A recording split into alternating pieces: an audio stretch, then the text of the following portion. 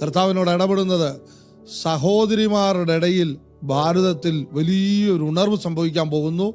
ഈ തലമുറയിൽ ഇതുവരെ ഇല്ലാത്തതുപോലെ, ഇതുവരെ കേട്ടിട്ടില്ലാത്തതുപോലെ സഹോദരിമാർ അത്ഭുതകരമായ കൃപാവര ശുശ്രൂഷകളിൽ ഉപയോഗിക്കപ്പെടാൻ പോകുന്നു.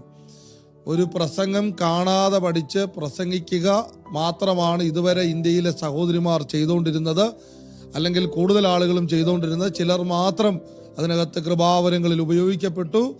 ഈ തലമുറയിൽ വീണ്ടും ഈ മലയാളക്കരയിൽ നിന്ന്, മലയാളം സംസാരിക്കുന്ന ആളുകൾക്കിടയിൽ നിന്ന്, ഇന്ത്യയിലെ വിവിധ ഭാഷകൾ സംസാരിക്കുന്നവരുടെ ഇടയിൽ നിന്ന് സഹോദരിമാർ ശുശ്രൂഷകളുമായി, കൃപാവരങ്ങളുമായി, എതിര് പറയാൻ കഴിയാത്ത ശുശ്രൂഷകളുമായി എഴുന്നേറ്റ് വരുന്നത് ഇന്ത്യൻ സഭ കാണാൻ പോവുകയാണ്.